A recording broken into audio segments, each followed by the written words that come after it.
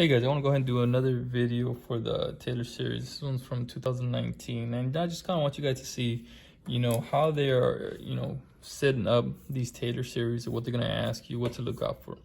This one's kind of interesting, right? They give us the nth derivative here, and then they give us a graph, the graph of f and with the tangent.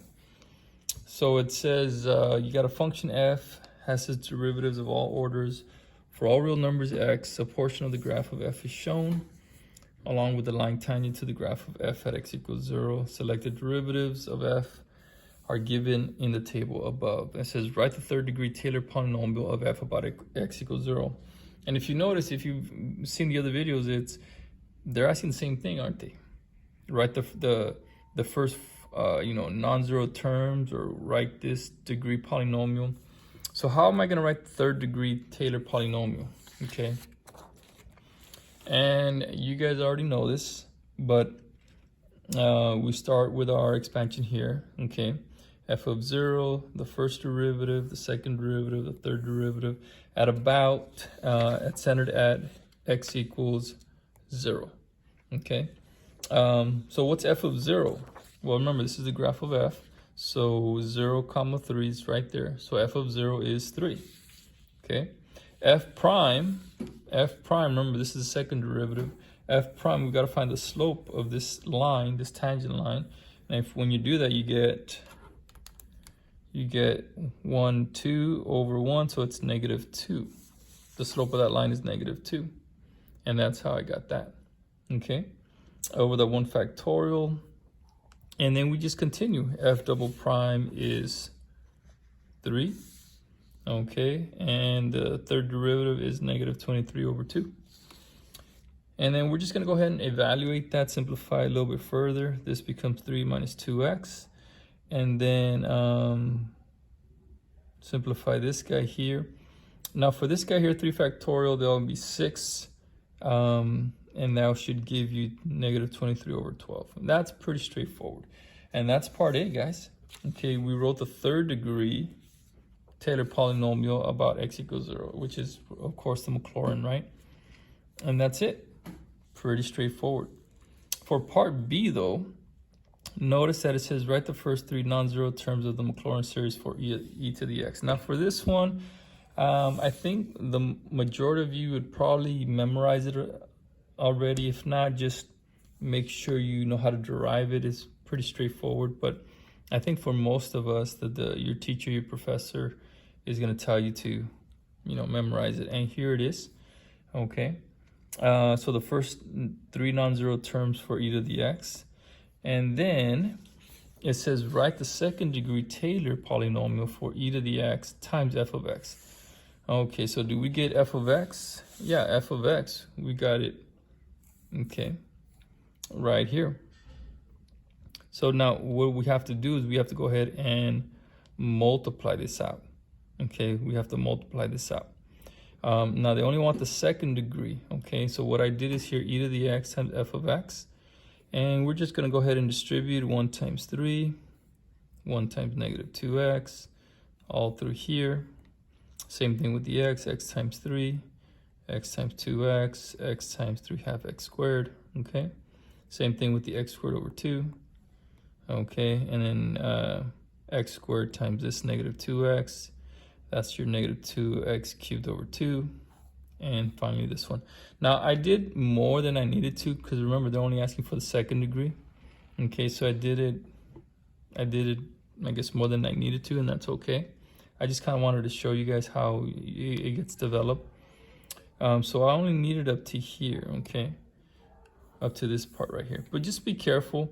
Just make sure this is a second degree. This is a second degree that comes from distributing this third term here. Sometimes we can forget it, so just be careful with that. Well, -2x plus 3x, that's 1x. And then 3 halves x squared plus plus -2x squared plus 3 half x squared. Okay, we have this. This gives me 6 halves, which is 3. 3x squared minus 2x squared is that 1x squared there. And so that's how we got that part. And I believe the first two questions I think are worth 4 points if I'm not mistaken, something like that. And you can see there it's pretty straightforward, not too difficult, guys. Okay. So they are going to ask you, you know, write the first few terms of the polynomial. They are going to ask you to develop it somehow, to, you know, based on what they give you, they're going to ask you to probably do a little bit more.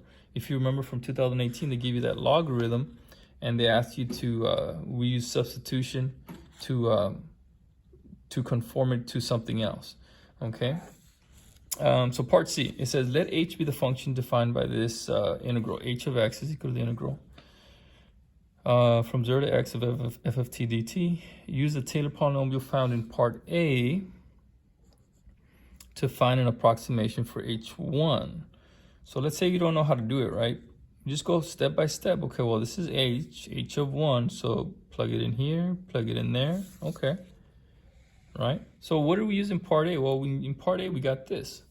Okay, and h of 1 is this, so I'll plug in 1. Now remember, this is f of t. This is in terms of t. So this guy, we're going to use this guy in our integral. Okay, all right. And so what happens, we do our antiderivative, and we get, and this guy here should be x, right? Because it's the antiderivative with respect to our x right there. Okay, because we're building that polynomial. So it becomes 3x, 2x squared over 2, all right? 3 halves x cubed over 3, and so on and so forth. And then evaluate it from 0 to 1. I just cleaned it up just a little bit here. You guys can kind of tell. And then just plug in that 1. Okay. And the beauty of this one right here becomes a 0. So that's perfect. I probably did too much work here, but it's okay. I got 97 over 48. All right. And I believe that's it to find the approximation for h of 1. Not very difficult, is it? No, pretty straightforward. Just plug it in and then evaluate the integral. So be ready for something like that, guys. And what did I have to use? Okay, I had to use the information from what? Part A. So part A is going to be crucial for you guys because you're going to have that either the general term of the series, or you're going to have to use, you know, some non-zero terms to evaluate maybe part C down in the problem. Okay, so just be ready for that. Okay, so now let's do the last one, part D, and this is where I'm right. Every Taylor series, I'm thinking, right, they gotta ask us something about the error bound, either ratio test, interval convergence, something to that effect. So it says it's known that the Maclaurin series converges to h of x for all real numbers. It's also known that the individual terms of the series for h of 1 alternate in sign and decrease in absolute value to 0. So they basically are telling us the elements for the alternating series test. It alternates, decreases, and it goes to 0. So it says use the alternating series error bound to show that the approximation found in part C. Okay, what do we find in part C? We use this guy, right? Our integral, okay. That we found in part C. Okay. This guy here, all right, differs from h of 1 by at most 0.45. So they want us to verify that the error is actually this guy, okay? So they basically tell us that it's a converging alternating series, which is perfect. Don't have to demonstrate that at all. So now remember the error bound, they're telling it has to be less than or equal to this 0.45, right?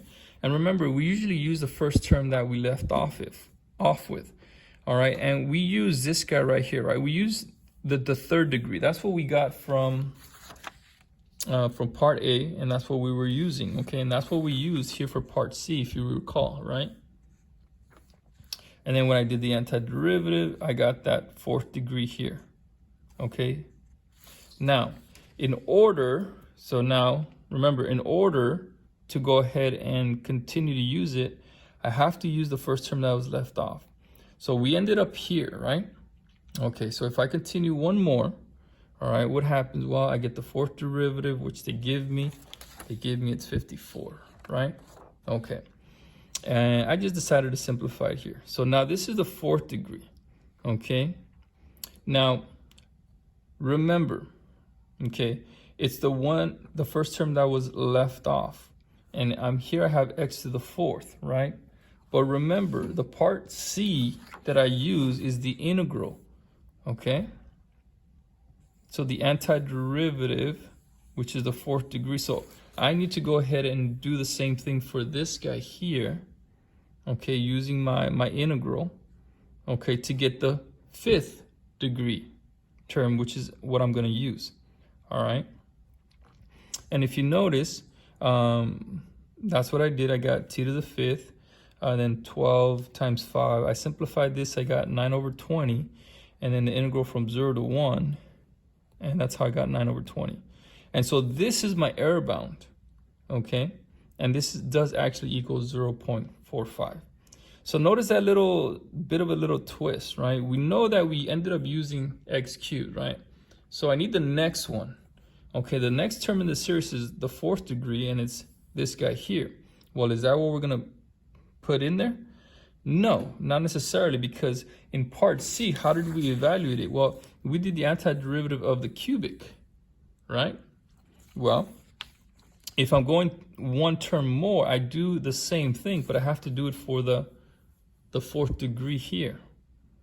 All right, I do my antiderivative, fundamental theorem, and I get 9 over 20, and that's what I get. So hopefully, guys, that kind of makes sense, and it's not too difficult. But as you can see, even if you get the first 3 out of 4, man, that's, right? Is that too hard? I don't think so, right? Write the first 3 non-zero terms, add a little something into the sauce right there, right? Just kind of multiply these, right? For this one, we saw we just kind of input the 1. So it's if you work on it step by step, guys, it's not too difficult. But hopefully you guys are trying to see the pattern of what they're going to be asking in these Taylor series. All right, guys, so hopefully it helps out. And I'll try to continue to make some more. All right, guys, good luck. See you guys next time.